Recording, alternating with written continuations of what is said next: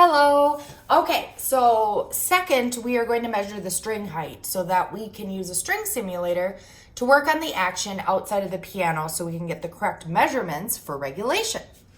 We're going to use this tool here to measure the string height, and as you can see, if I untighten the screw, it goes up and down, it has a spring.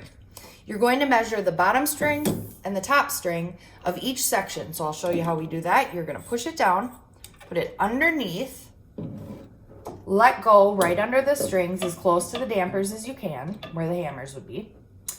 And then you're going to tighten it with that same screw that you loosen so that it doesn't bounce back up when you take it out.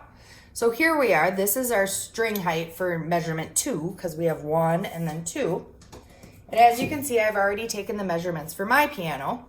I just did 2, and how you poke the holes, I used one of my business cards on the back, and then you poke the holes so you have the measurements, and you'll use this to set up your string simulator.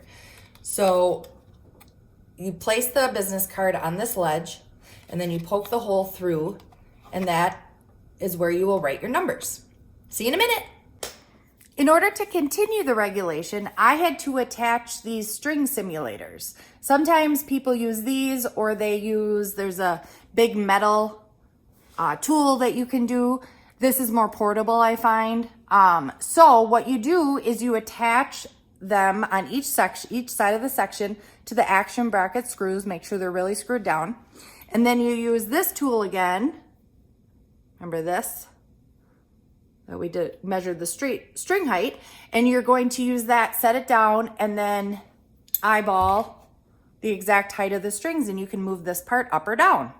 And now first, we're going to adjust the capstans. So the capstans are down here underneath. So when I press the key, they go up, and then there's let off. So I'm going to adjust the height, the hammer blow distance of the hammer to the string, or the string in the piano, by raising or lowering the capstan.